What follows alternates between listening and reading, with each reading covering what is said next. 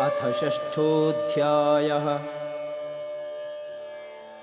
श्रीभगवानुवाच अनाश्रितः कर्मफलं कार्यं कर्म करोति यः स सन्न्यासी च योगी च न निरग्निः न चाक्रियः। The Supreme Personality of Godhead said, "One who is unattached to the fruits of his work and who works as he is obligated is in the renounced order of life, and he is the true mystic, not he who lights no fire and performs no duty." यं सन्न्यासमिति प्राहुः योगं तं विद्धि पाण्डव। न ह्यसन्न्यस्तसङ्कल्पो योगी भवति कश्चन।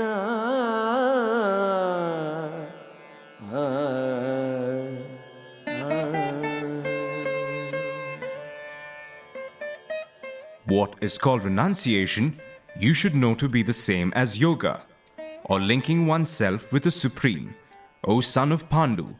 For one can never become a yogi unless he renounces the desire for sense gratification. आरुरुक्षोः मुनेर्योगं कर्म कारणम् उच्यते। योगारूढस्य तस्यैव शमः कारणम् उच्यते। For one who is a neophyte in the eightfold yoga system, work is said to be the means, and for one who is already elevated in yoga, cessation of all material activities is said to be the means. यदा हि नेन्द्रियार्थेषु न कर्म स्वनुषज्यते सर्वसंकल्प सन्न्यासी योगारूढः तदोच्यते। A person is said to be elevated in yoga when, having renounced all material desires, he neither acts for sense gratification nor engages in fruitive activities. उद्धरेत् आत्मनात्मानं नात्मानम् अवसादयेत् आत्मैव हि आत्मनो बन्धुः आत्मैव विपुरात्मनः। One must deliver himself with the help of his mind and not degrade himself. The mind is the friend of the conditioned soul and his enemy as well. बन्धुरात्मा आत्मनस्तस्य येनात्मैव आत्मना जितः अनात्मनस्तु शत्रुत्वे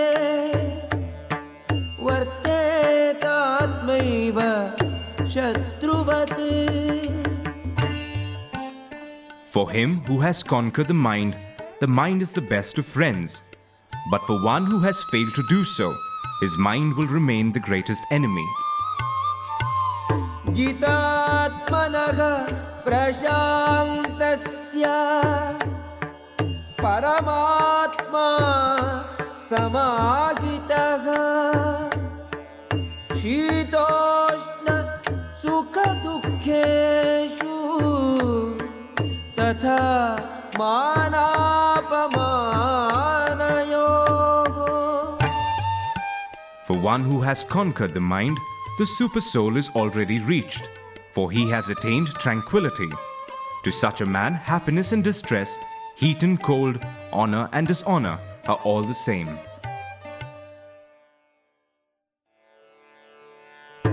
ज्ञान विज्ञान तृप्तात्मा कूटस्थो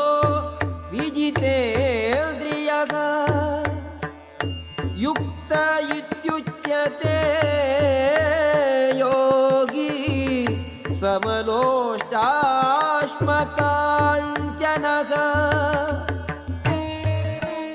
A person is said to be established in self-realization and is called a yogi or mystic when he is fully satisfied by virtue of acquired knowledge and realization. Such a person is situated in transcendence and is self-controlled. He sees everything, whether it be pebbles, stones or gold, as the same.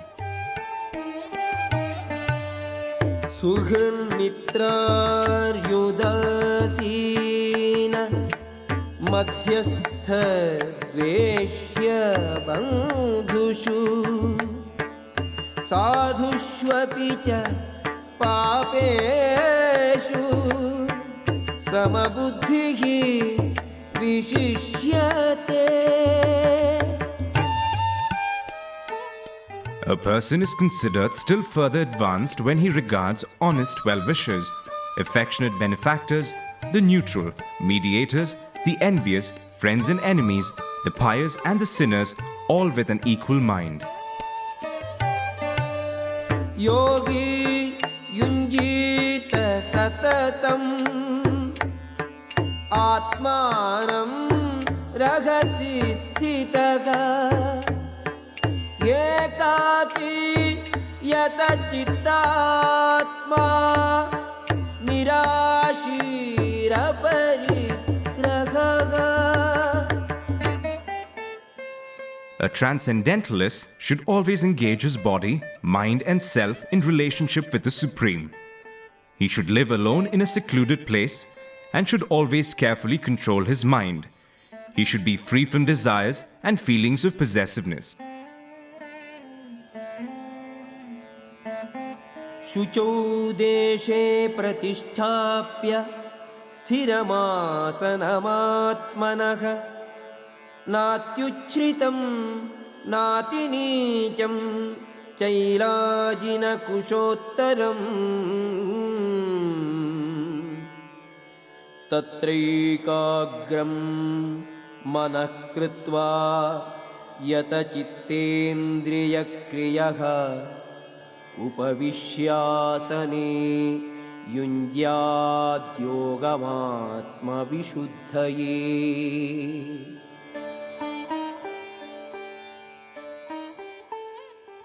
To practice yoga, one should go to a secluded place and should lay kusha grass on the ground and then cover it with a deer skin and a soft cloth. The seat should be neither too high nor too low and should be situated in a sacred place. The yogi should then sit on it very firmly and practice yoga to purify the heart by controlling his mind, senses and activities and fixing the mind on one point. समं कायशिरोग्रीवं धारयन्नचलं स्थिरः सम्प्रेक्ष्य नासिकाग्रं स्वं दिशश्चानवलोकयन् प्रशान्तात्मा विगतभीः ब्रह्मचारिव्रते स्थितः मनः संयम्य मच्चित्तो युक्त आसीत मत्परः.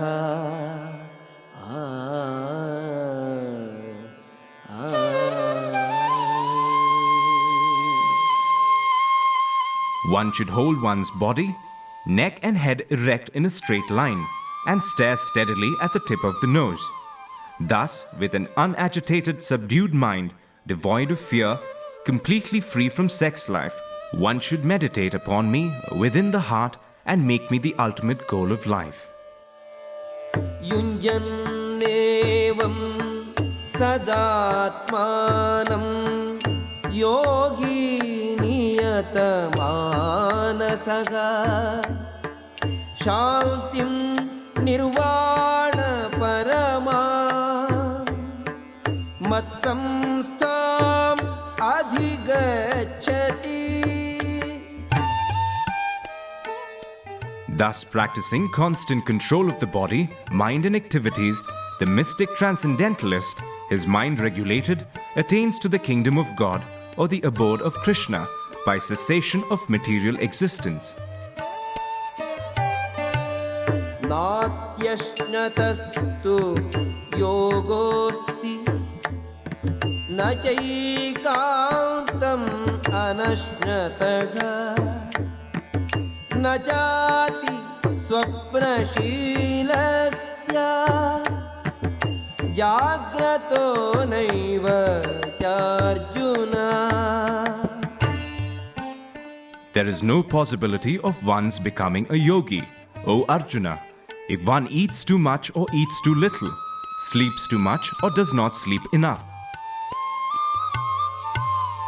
युक्ताहारविहारस्य युक्तचेष्टस्य कर्मसु युक्तस्वप्नावबोधस्य योगो भवति दुःखः. He who is regulated in his habits of eating, sleeping, recreation, and work can mitigate all material pains by practicing the yoga system. यदा विनियतं चित्तम् आत्मन्येवावतिष्ठते निःस्पृहः सर्वकामेभ्यो युक्त इत्युच्यते तदा. When the yogi, by practice of yoga, disciplines his mental activities and becomes situated in transcendence, devoid of all material desires, he is said to be well established in yoga. यथा दीपो निवातस्थो नेङ्गते सोपमा स्मृता योगिनो यतचित्तस्य युञ्जतो योगमात्मनः. As a lamp in a windless place does not waver, so the transcendentalist, whose mind is controlled, remains always steady in his meditation on the transcendent self. यत्रो परमते चित्तं निरुद्धं योगसेवया यत्र चैवात्मनात्मानं पश्यन्नात्मनि तुष्यति सुखम् आत्यन्तिकं यत्तद्बुद्धिग्राह्यम् अतीन्द्रियं वेत्ति यत्र न चैवायं स्थितः चलति तत्त्वतः. यं लब्ध्वा च परं लाभं मन्यते नाधिकं ततः यस्मिन् स्थितो न दुःखेन गुरुणापि विचाल्यते तं विद्या दुःखसंयोगवियोगं योगसंज्ञितम्.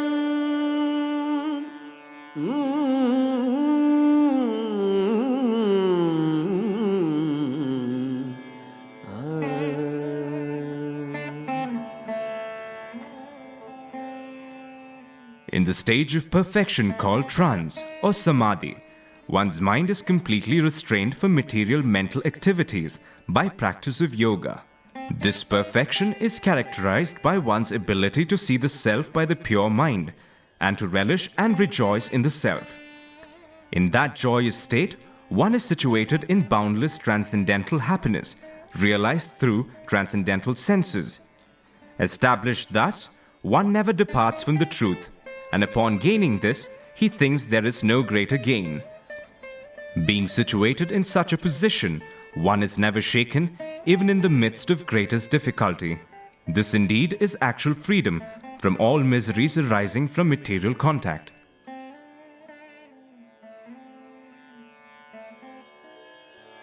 स निश्चयेन योक्तव्यो योगो निर्विण्णचेतसा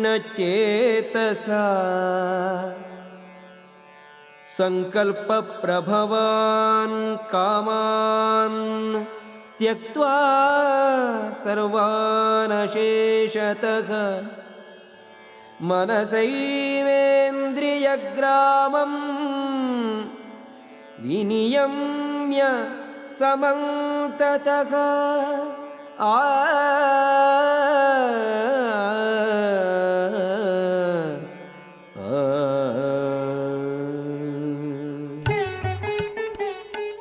One should engage oneself in the practice of yoga with determination and faith and not be deviated from the path. One should abandon without exception all material desires born of mental speculation and thus control all the senses on all sides by the mind. शनैः उपरमेत् बुद्ध्या धृतिगृहीतया आत्मसंस्थं मनः कृत्वा न किञ्चिदपि चिन्तयेत्. Gradually, step by step, one should become situated in trance by means of intelligence sustained by full conviction, and thus the mind should be fixed on the self alone and should think of nothing else. यतो यतो निश्चरति मनः चञ्चलम् अस्थिरं ततस्ततो नियम्यैतत् आत्मन्येव वशं नयेत्. From wherever the mind wanders due to its flickering and unsteady nature, one must certainly withdraw it and bring it back under the control of the self. प्रशान्तमनसं ह्येनं योगिनं सुखम् उत्तमम् उपैति शान्तरजसम् ब्रह्मभूतम् अकल्मषम्. The yogi, whose mind is fixed on me, verily attains the highest perfection of transcendental happiness. He is beyond the mode of passion. He realizes his qualitative identity with the Supreme, and thus he is freed from all reactions to past deeds. युञ्जन्नेवं सदात्मानं योगी विगत कल्मषः सुखेन ब्रह्म संस्पर्शम् अत्यन्तं सुखम् अश्नुते. Thus, the self-controlled yogi, constantly engaged in yoga practice, becomes free from all material contamination and achieves the highest stage of perfect happiness in transcendental loving service to the Lord. सर्वभूतस्थम् आत्मानं सर्वभूतानि चात्मनि ईक्षते योगयुक्तात्मा सर्वत्र समदर्शनः. A true yogi observes me in all beings and also sees every being in me. Indeed, the self-realized person sees me, the same Supreme Lord, everywhere. यो मां पश्यति सर्वत्र सर्वं च मयि पश्यति तस्याहं न प्रणश्यामि स च मे न प्रणश्यति.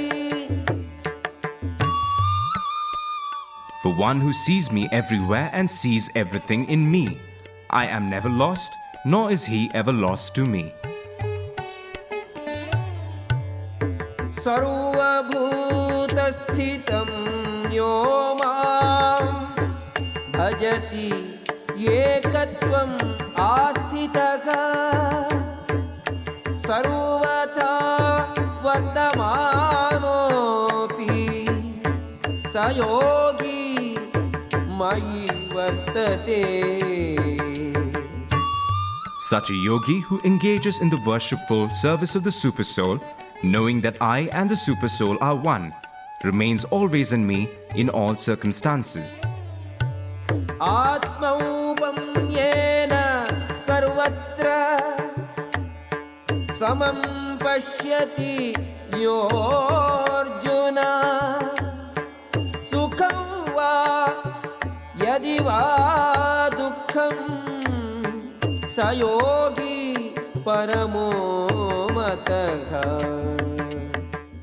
He is a perfect yogi who, by comparison to his own self, sees the true equality of all beings in both their happiness and their distress.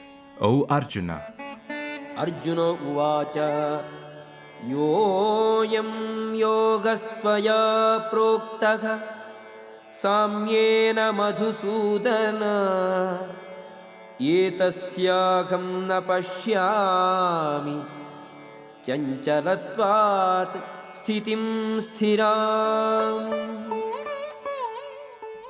Arjuna said, O Madhusudana, the system of yoga which you have summarized appears impractical and unendurable to me, for the mind is restless and unsteady. Chanchalam hi manah Krishna pramathi balavadrudham tasyaham nigraham manye vayoriva sudushkaram.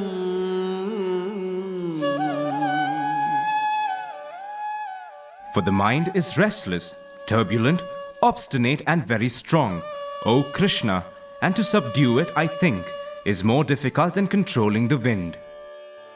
Shri Bhagavan Vacha Asamshayam Mahabaho Mano Durnigraham Chalam Abhyasena tu Kaunteya Vairagyena cha Grihyate.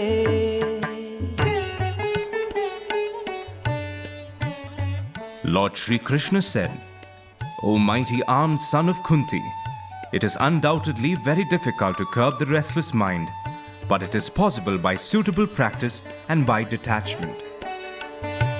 Asamyatatmana yogo dushprapa iti me matihi vashyatmana tu yatata shakyo vaptam upayataha. For one whose mind is unbridled, self-realization is difficult work. But he whose mind is controlled and who strives by appropriate means is assured of success. That is my opinion. Arjuna uvacha ayatihi shraddhayopeto yogacharitamanasah aprapya yoga samsiddhim Kam gatim Krishna gacchati.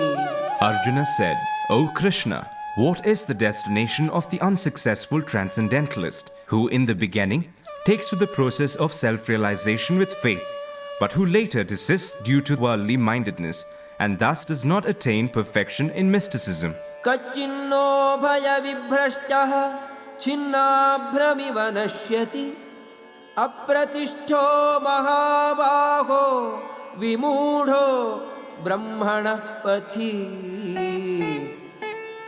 O mighty armed Krishna, does not such a man who is bewildered from the path of transcendence fall away from both spiritual and material success and perish like a riven cloud with no position in any sphere?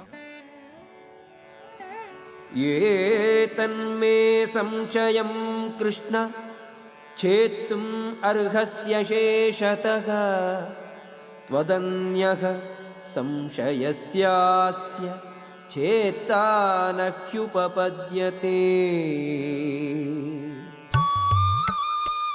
This is my doubt, O Krishna, and I ask you to dispel it completely. But for you, no one is to be found who can destroy this doubt. Shri Bhagavanuvāca Parthanaiveha Namutra Vinashaha Tasya Vidyate Nahi Kalyana Krit Kaschit Durgatim Tata Gacchati. The Supreme Personality of Godhead said, Son of Pritha, a transcendentalist engaged in auspicious activities does not meet with destruction either in this world or in the spiritual world. One who does good, my friend, is never overcome by evil. Prapya punya kritan lokan ushitva shashvati samaga shuchinam Srimatam Gehe Yoga Bhrashto Bhijayate.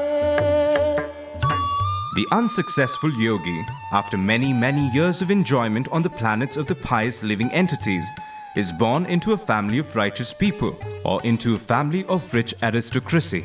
Athava yoginameva kule bhavati dhimata etadhi durlabhataram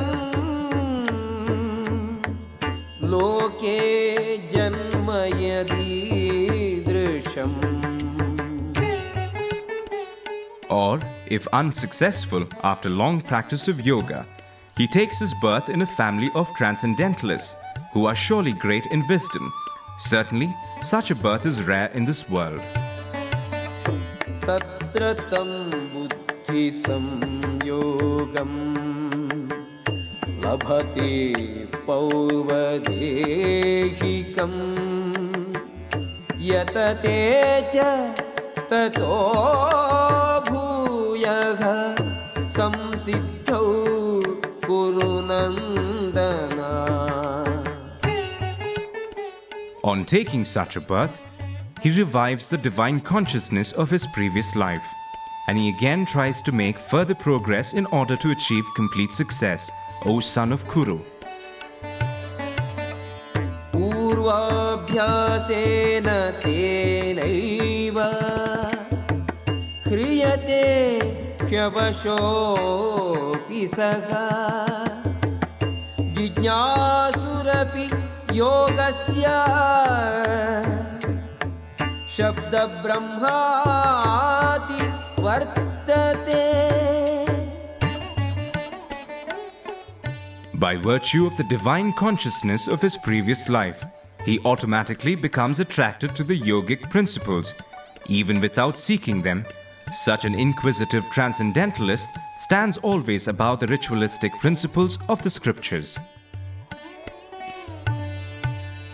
Prayatnādyatamaнаstu yogi samshuddha kilbishaha aneka janma samsiddhaha tato yati parangatim. And when the yogi engages himself with sincere endeavor in making further progress, being washed of all contaminations, then ultimately, achieving perfection after many births of practice, he attains the supreme goal.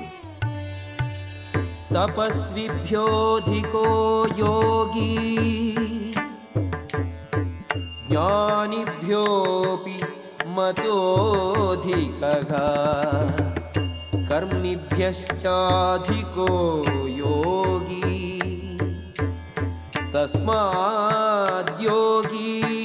भवार्जुना. A yogi is greater than the ascetic, greater than the empiricist, and greater than the fruitive worker. Therefore, O Arjuna, in all circumstances, be a yogi. योगिनामपि सर्वेषां मद्गतेनान्तरात्मना श्रद्धावान् भजते यो मां समे युक्ततमो मतः.